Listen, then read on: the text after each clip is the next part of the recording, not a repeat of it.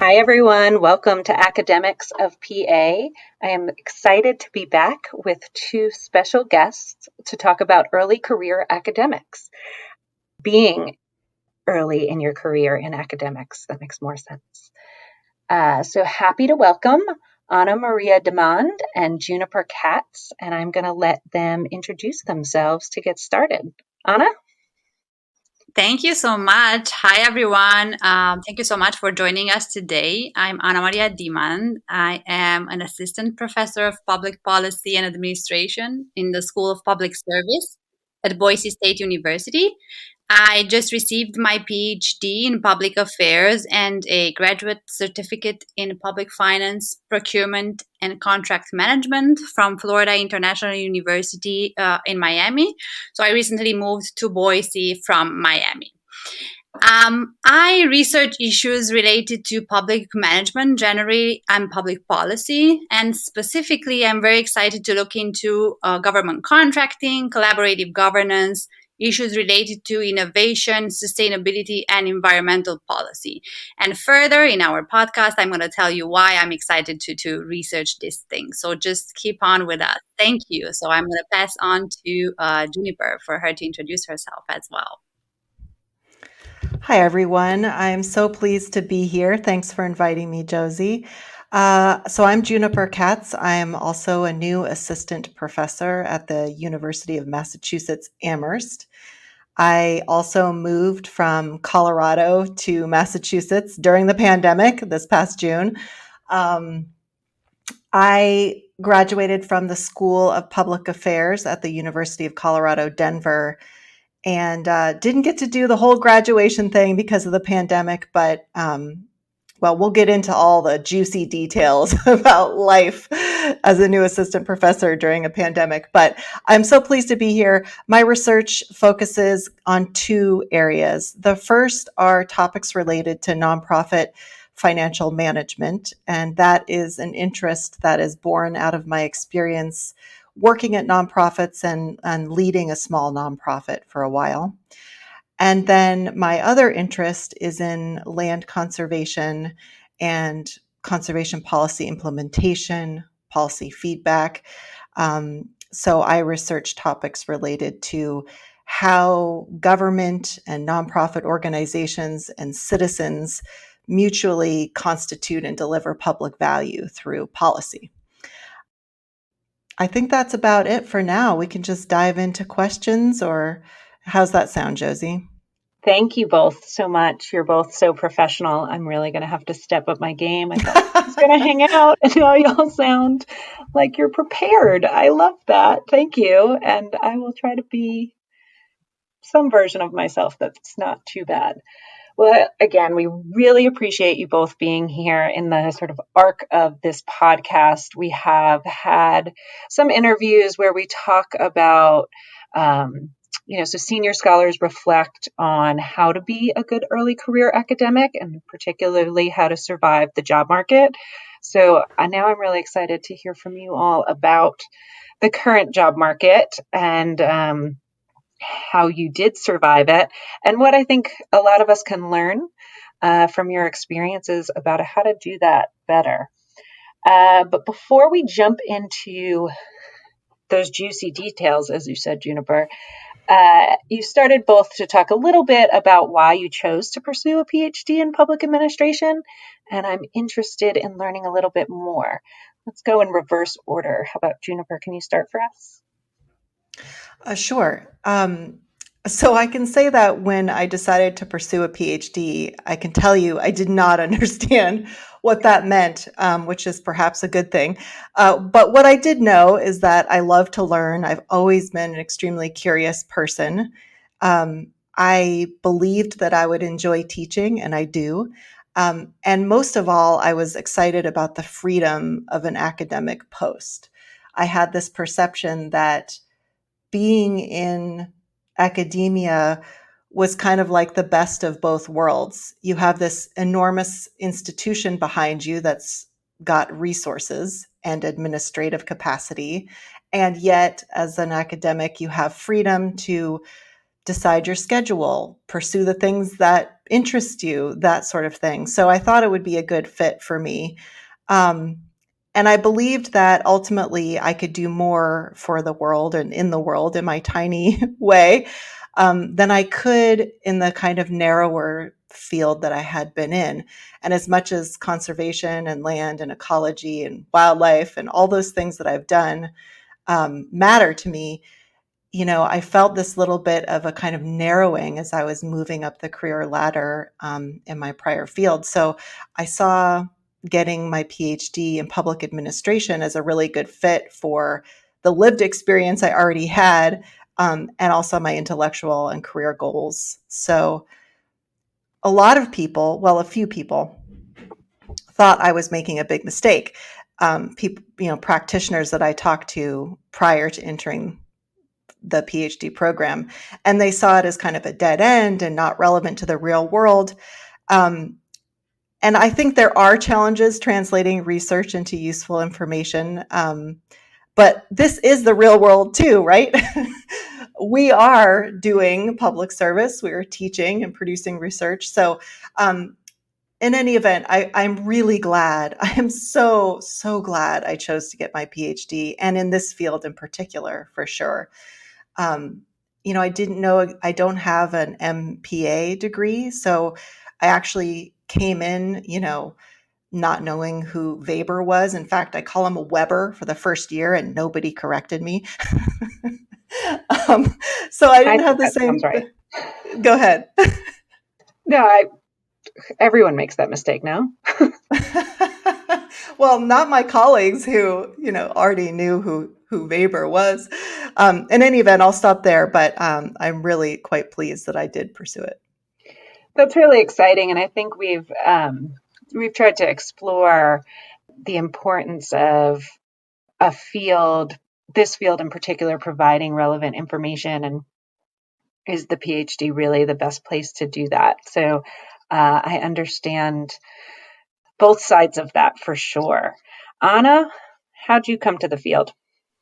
Oh, I have a good story, and I'm just laughing. Juniper, I don't have an MPA either, and imagine myself as an international student coming from the work field. I worked after law school for several years, so I came into the PhD. I didn't know what to expect, and oh boy, Weber was the least of my problems. So for me, as I said, I have a legal background, and after law school, I started working for a central government organization in Bucharest, Romania. I am Romanian originally, so the organization is called the National Trade Register Office. So I worked there starting in the legal department. And I remember when I started, they asked me if I wanted to work on procurement. I really did not know what that entailed, but I'm always, yes, of course, I'm going to do it. Super excited about it. But it was something that people really did not want to work on. As you've seen in research, even it is not really a well-researched topic, even though I feel that it's very important. So there is a lack of, not interest, I guess, but spotlight, right? I would say, for practice and research as well. So I started working in procurement. Procurement is the act of purchasing goods and services for the government, just as an I wanted to provide a definition for procurement to guide our conversation moving forward. Yeah, I know I'm kind of a nerd. I know how it sounds. And as I said yes without even thinking twice. And I think it was the best professional decision I ever made. It was really exciting because it is very challenging, and there is no same thing that you have to do every day. So every day is challenging and exciting, even though we kind of have to deal with buying the same goods and services every time, but the procurement process sometimes is different. So at one point, I decided that I want to take my career and my passion for government contracting to the next level. So then I decided to pursue a PhD in public affairs. And my family lives in the United States. So I applied to FIU because it was close to where they lived after hearing, great things about the program there.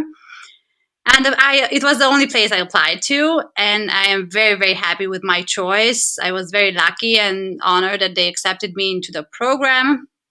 And I really wanted to go into a PhD in public administration. One, because I wanted to use the experience that I already had and research public procurement, public administration topics, and I wanted to influence the field. And also to influence the students, right, and to make sure that they are better prepared for the real world and dealing with public procurement policy. So both of you came from the practical side, which is interesting. Someone should do a survey of the field. I would like to know how many folks come from the practical side for straight into academics.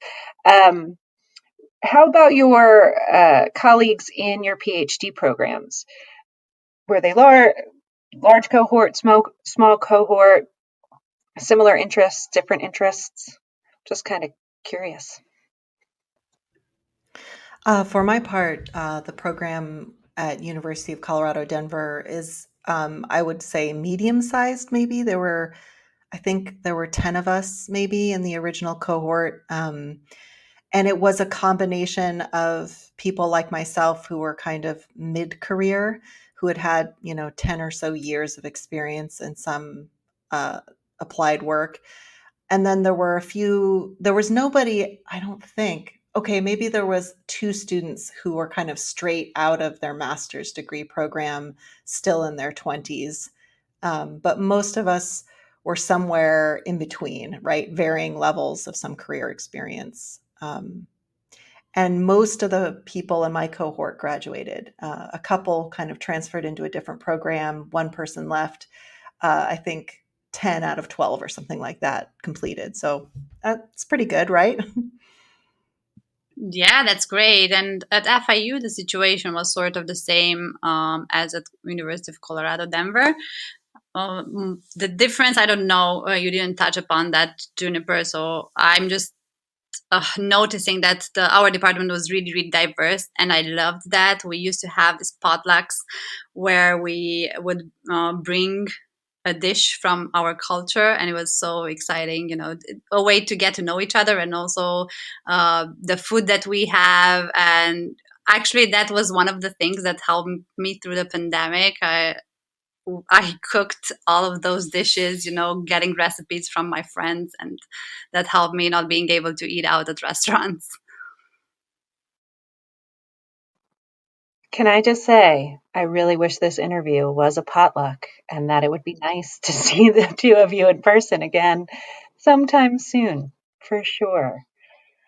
Hopefully, I'm excited about that. I mean, food is like 60% of my life. So yeah. Yeah. In other words, like I spend a lot of time focusing on food. Same. If I read as many books as I read menus, I'd be really smart.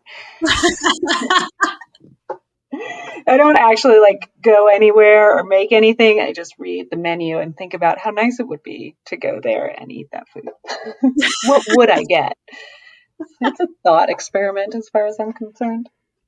Soon. That's it. Well, question that I didn't pose to either of you earlier, but interested. So you get to these great PhD programs and you're surrounded by really interesting people, and then you have to write a dissertation. I like to hear just a little bit about your process. Did you stay up all night? Did you work 8 to 5?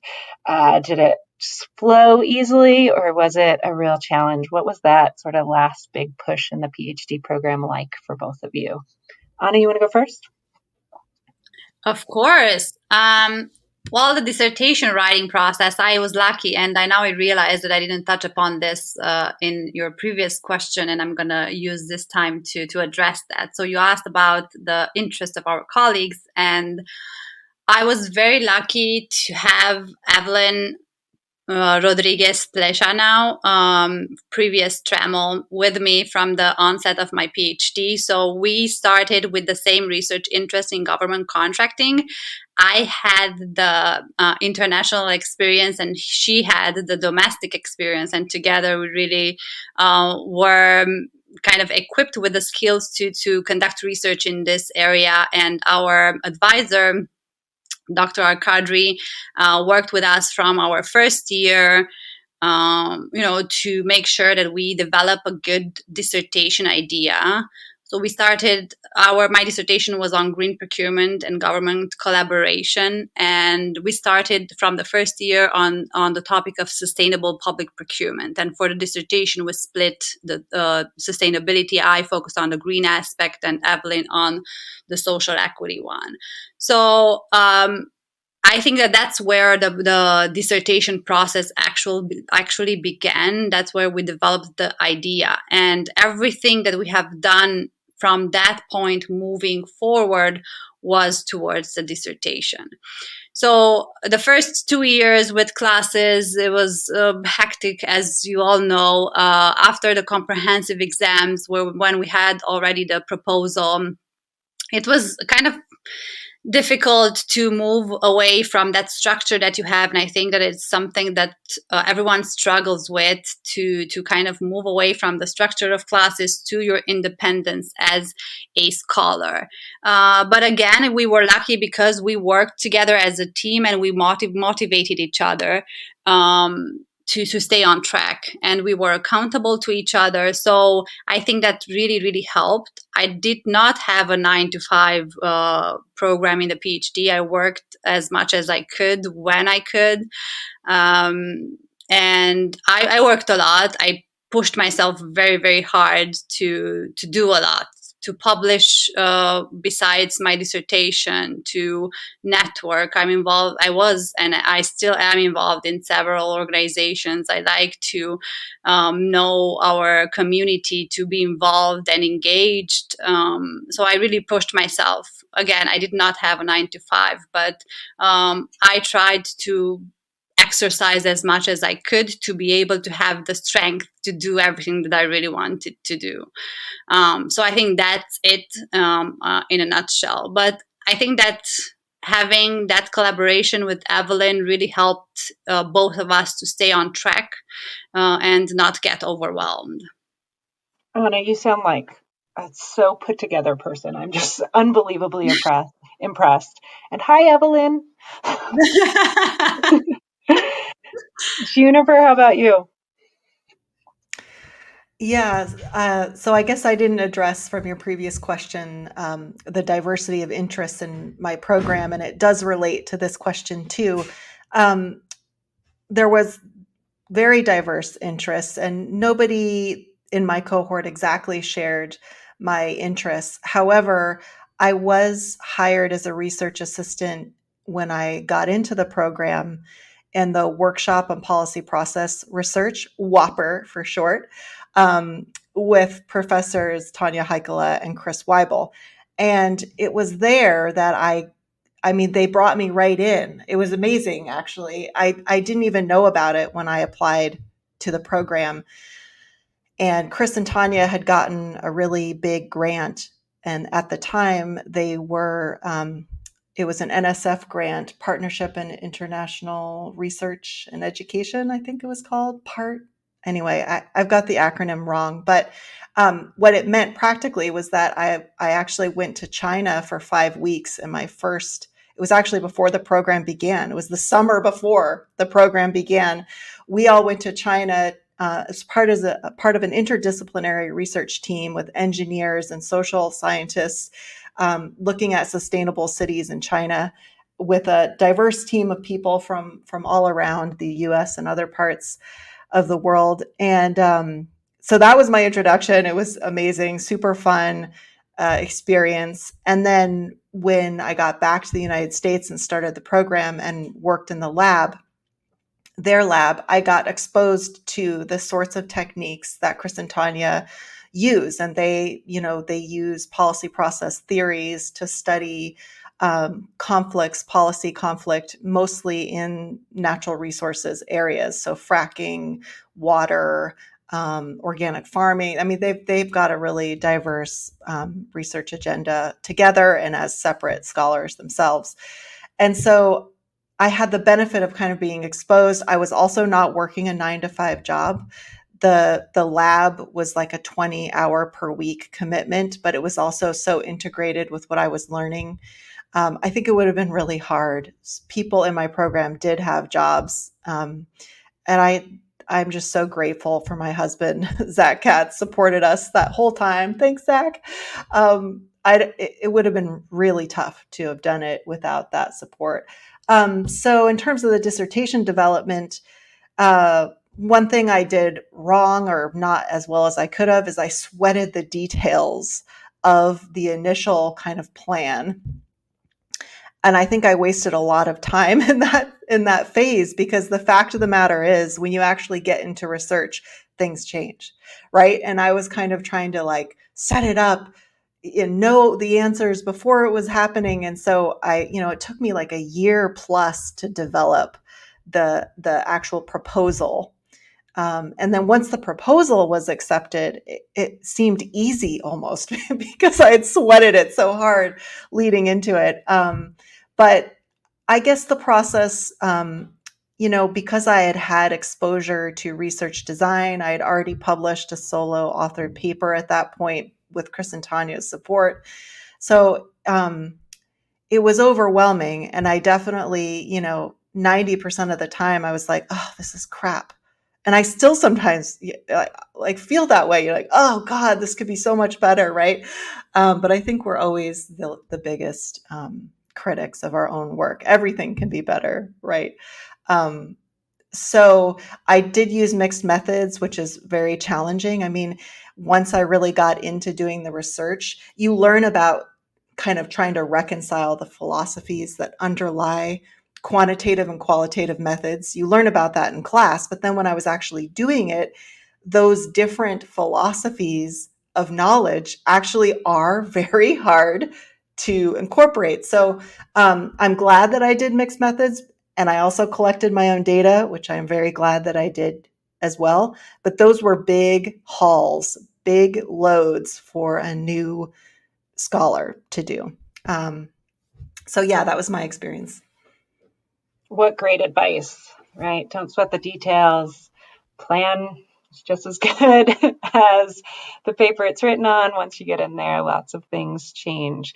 And I think both of your experiences have so much to offer upcoming scholars in this field as well. So excited to hear about your process and what healthy processes, by the way. I just stayed up all night and drank. And you can tell on paper. It's obvious. Okay, so you're getting through this dissertation process and you realize you are close to looking for a job, I assume in academia. So, how did you go about that application process? Did you know you wanted to go into academia? Where were you looking? Who was sharing information back with you? And then maybe some tips and tricks you think helped you when you were applying, sort of get the attention of the folks you wanted attention from.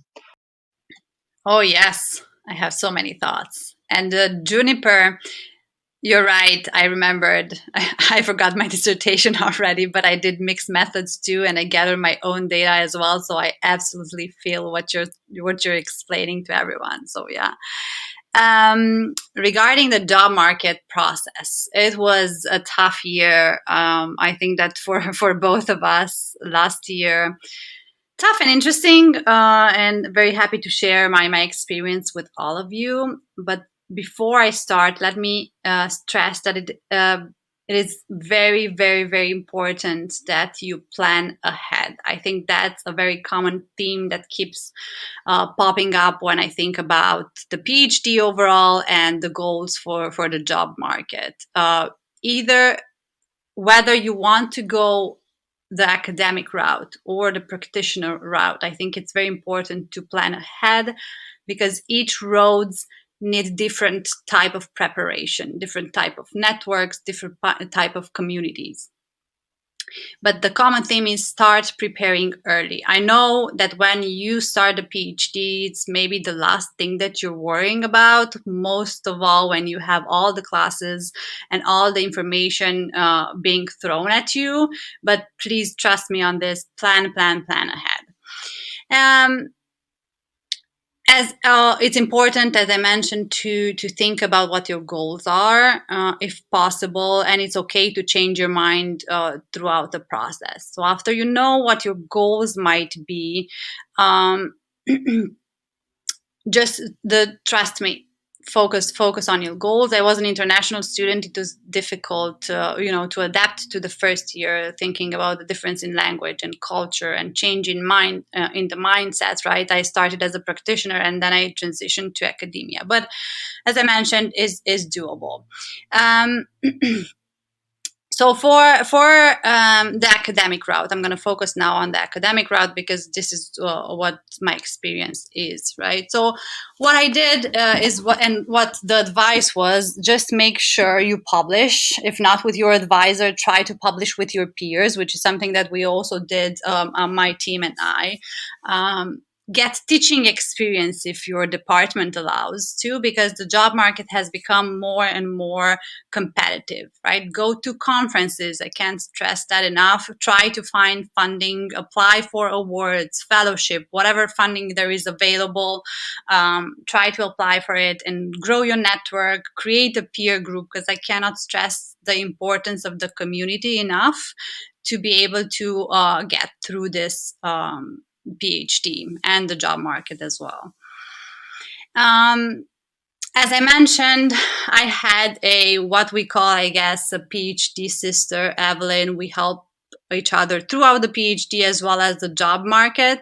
I think that sometimes we tend to be competitive with one another, but I think that it is very important to move away from that mindset towards a more collaborative approach, because the fruits of that collaboration is very, very important.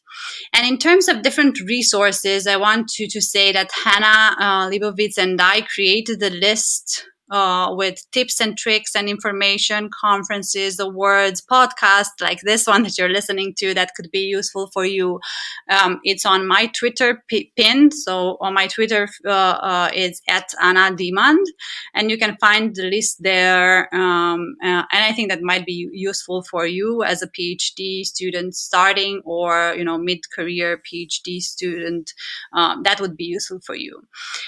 In terms of where I looked for jobs, I created alerts on public service career, higher education, higher ed jobs. I think I use Twitter a lot for job postings.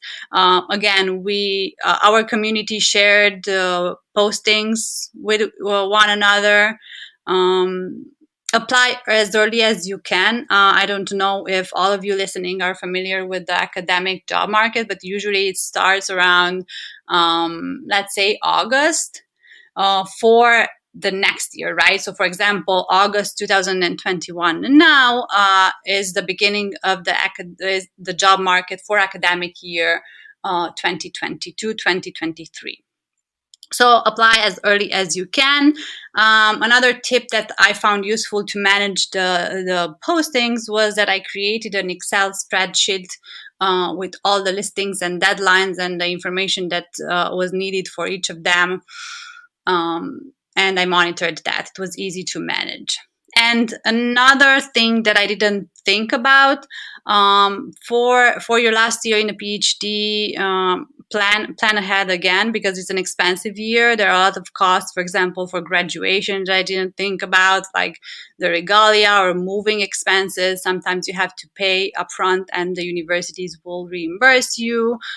If you're an international person, think about the cost with the OPT. That's another cost that you might be liable for. So I think these are some of the tips that I have. I mean, I don't want to take over the conversation because I know that I can talk a lot, but these are some of the things that I thought it would be interesting to share with all of you. Oh my gosh, great tips. Just one follow-up. Would you have gone anywhere? I mean, as you're making your very organized Excel file of job application, job openings, were you targeting any certain aspects of the university or the program, or were you kind of like, and if you don't feel comfortable saying, that's fine too, were you, hey, anyone will take me? That's a great question. Of course, I wanted to go in certain places, where I could have a work-life balance environment. As I mentioned, I went to a lot of conferences, and I was familiar with different departments and different departments' environments. So generally, I would say I would have gone anywhere, but I did have preference for certain locations as well. Great, thank you. Juniper? Thanks, Anna Maria. You covered a lot of ground. I did all those things too. I have a spreadsheet. Sabawat Bishu, also an FIU graduate, she shared her spreadsheet with me and I built on that. And so, you don't have to create the wheel, right? You can build on what other people have done. Yeah, I would have gone anywhere. Absolutely, right? I mean, the fear of God is put into us that there are so few jobs that I went into this job market thing as a second job. I treated it like a job. Finding a job was a full-time job. And I also believe that everywhere has something wonderful about it. And so I certainly had places that I preferred over others, but I would have, if I had gotten one job offer, I would have gone to wherever that was. I was trying to remember the numbers. I think I applied to 17 positions, I want to say. And I think I got web interviews, like the preliminary interview, for like 7. And I think I was invited to 5, and that was a lot. That was a lot. It was a really hard year. There's so much about it. But I guess I would like to emphasize preparation, which Anna Maria referred to already. I read that book, The Professor is In, by Karen Kelsky. I think that's her name. Her book, I took the parts of it that resonated with me and left the rest. You don't have to treat it like a Bible, but her book helped me understand what was going on inside of hiring committees, just a lot of things that I didn't already know. I also practiced a lot. So I practiced my job talks. I practiced my web interviews. I spent a lot of time on the application packets, the 2-page cover letter, the CV, the teaching statement, the research statement, the diversity statement. I spent a lot of time. And one thing that I did, it kind of was just serendipitous or by luck, is that I had taught courses early, kind of relatively early in my program, because I had been an executive director of a nonprofit. The university felt okay having me teach when I was, only in my second or third year in the program. So I decided not to teach in my final 2 years, and that actually freed me up to work on applying to positions. So for me, teaching early gave me the experience I needed to be able to put it on the CV, and then not teaching in that final year helped me apply to positions. Yeah, so practice, preparation really helped me feel confident going into those interviews. I also asked committees, what about my application got me in the door? And not everybody responded, but a number of them said it was the CV, which was interesting to me because I think I spent more energy on the cover letter. So I don't know if that's true of all committees, but just a bit of information for folks that some of the feedback I got was that the CV was like the first stop on the piles, right? They're going through 200 applications and they're putting them into maybe and no piles. The CV and the amount of preparation to make it easy for them to just get a sense for you, right away. Again, great tips, and thank you so much for sharing it. It is very competitive, and so I think folks could get frustrated. Oh, I put out 2 applications and I didn't get any interviews. That's likely, and so it's from great scholars today that have made it. I think it's really important to share what you learned and that it is hard. So really appreciate it. And hi, Hannah. This is going to become the shout out show. But, it's so great too that you're both suggesting resources for other folks going through this process and networking. And that was a really important one too, from my experience. So now you have the interview. And I think it might be interesting, especially now, I think we're going to be seeing a lot more phone interviews and Zoom interviews. So maybe a little bit about your experience with those. And then once you get on campus, what was that experience like for both of you? Right. So as I mentioned, I did practice the Zoom interview in advance with somebody.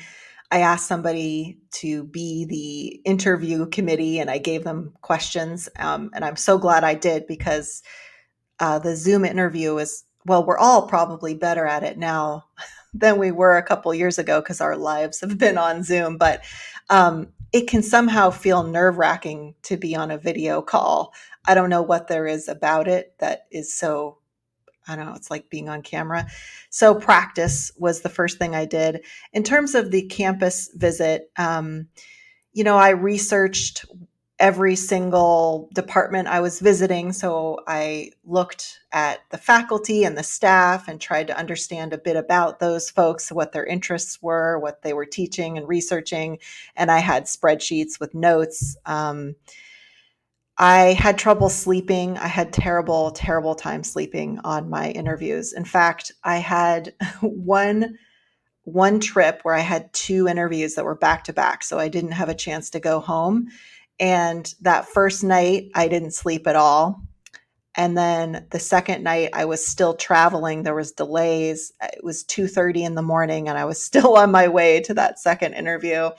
Needless to say, it was 3:30 by the time I checked into my hotel room. I did not sleep that night either.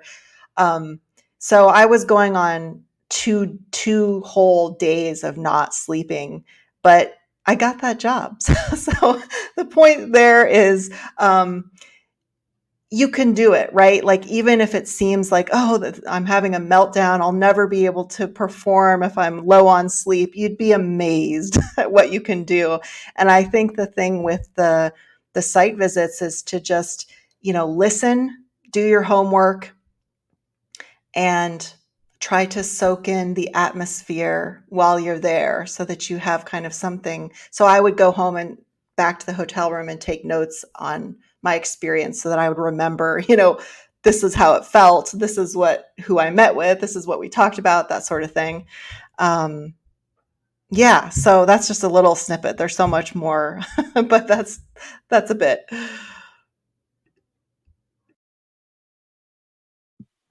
Oh, that's great, Juniper. Well, you made great points, and I'm going to try to add to them because you were very comprehensive. I want to add the fact that I really asked my peers, as I mentioned. For me, community is very important, and we help each other a lot, even now.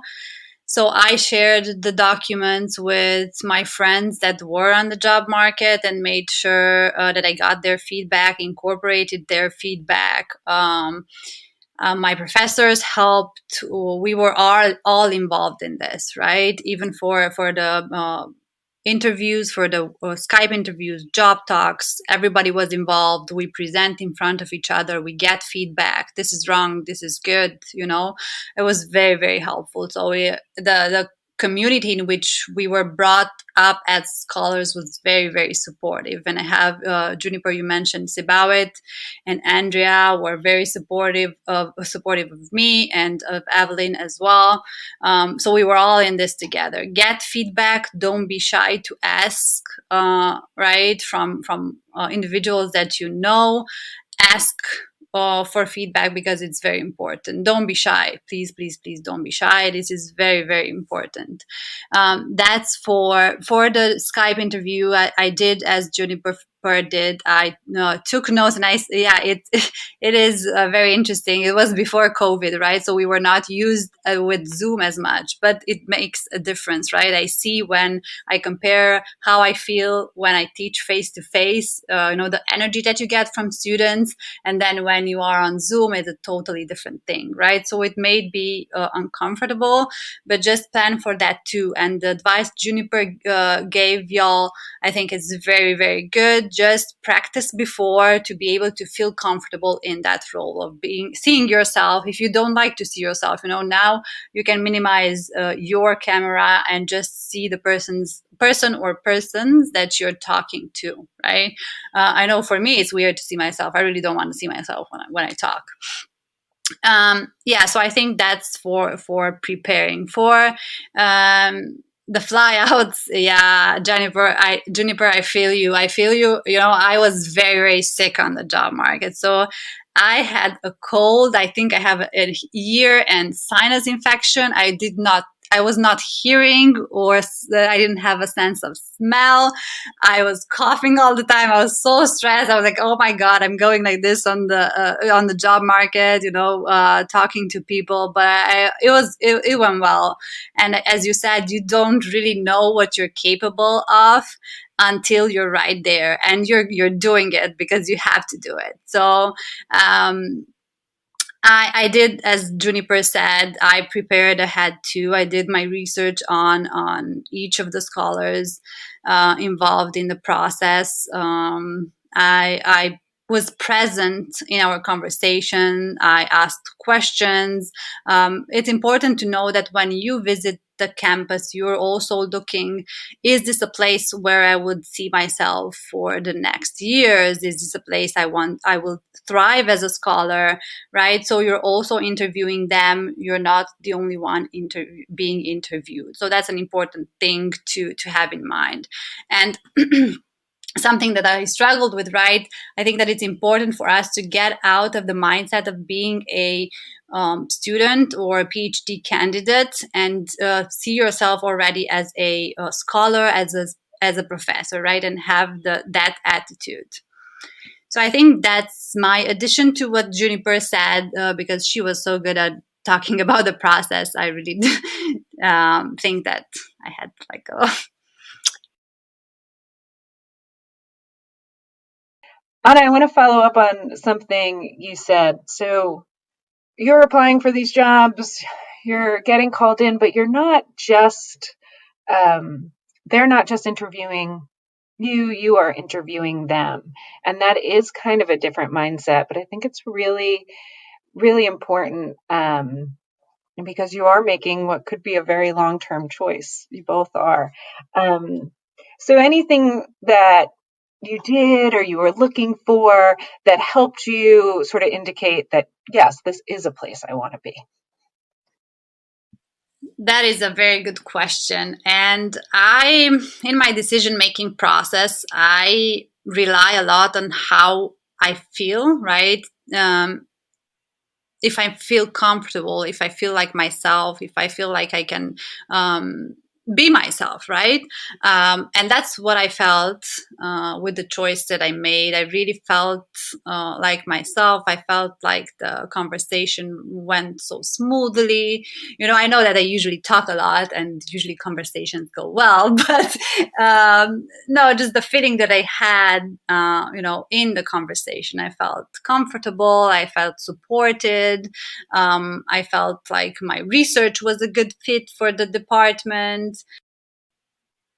It really left me with, yeah, of course, I want this. I was excited after the interview, so I just followed that gut. Maybe it's not a good advice, but that's what worked for me. So just being honest.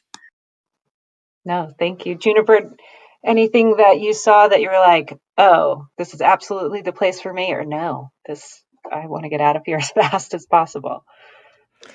Yeah, I mean, I would have taken a job from any of the places that I got interviewed at for sure and been happy about it. But UMass felt completely right the moment I got here. And I couldn't believe that I was offered the job. I still am. I'm so psyched to be here, and the fit is good. I guess, how do you know that? I mean, my interactions were with people from the very first faculty member I sat down with. Um, he arrived having actually read a paper of mine. He had questions prepared for me, and that was just felt amazing. I mean, he took so much time and care, and I made me feel important and like I mattered. So that was just one tiny thing. It was organized, and I don't know. It was just all of the little things added up to a big yes. The it factor still to be explained. Absolutely. Yeah. Well, we are starting to run out of time, but I want to ask one more question. And so both of you get the job, and then you transition into a tenure track job during COVID-19. And maybe that made it harder, or maybe just transitioning to a tenure track job is really difficult. So any advice for those folks making the same leap as you? Oh, this was quite a year, and I don't think that this is. I hope we're gonna get through this, and the ones that are gonna start in the fall are not gonna get the same experience. Well, for me, I'm just talking about the experience that I had. I think it helped to be structured. Again, I think that I talked about lists and structure and planning ahead. Everybody's going to think I'm such a planner, which I am, but I think it's important. So it helped that I planned. This year it was difficult because we were not able to get engaged with our community as much, but I think that our school did such a great job of keeping each other connected with Zoom meetings and also happy hours via Zoom. I think that was really helpful to feel that you are not alone, right? Because as in my case, I moved to a completely different city by myself, so it was challenging. So I guess for those listening to us, just prepare for that move. But again, I hope that's not going to be the case in the fall. But again, we don't know right now what the future holds. So I think just be patient, be kind to yourself. I think that starting a tenure track position is scary, but again, be kind to yourself. Plan ahead, make a plan for the 5 years on the tenure track, exercise, and think, yeah, that's overall it. Yeah, agreed. I share those tips as well. I guess for me, I've been prioritizing writing and research in my first year. So, for example, I attend a twice weekly writing accountability group online, of course, where they're just people from across the university who want to commit to writing and research. It's just an hour. twice a week, but it helps keep me focused. And that doesn't mean that I'm not giving my attention to teaching, because I am. But trust me, teaching could eat up the whole world if I let it. And so my focus has really been on prioritizing writing and research and finding mechanisms to support that. I also made kind of a buddy who's a new assistant professor in the Department of Sociology. And we have weekly meetings where we set milestones together, small ones, like I'm going to write an abstract in the coming week, or I'm going to open up that paper that I hate and work on the introduction or whatever it is, right? And that's really helped me. And like Anna Maria said, I extend compassion to myself and others. I take naps when I'm tired. Like, what else do I have a job that has some flexibility for? And I'm also working from home. um, and I try not to go down teaching rabbit holes. I work hard to do a good job, but I don't let it rule my schedule. So I guess finally, I use kind of my reflective nature or process to keep making sure that I'm on the right path. Just I'm not a religious person, but in terms of just praying that my work remains focused on doing good in the world, and that I, stay true to those goals. And that just keeps me walking the path. You know what I mean? Yeah.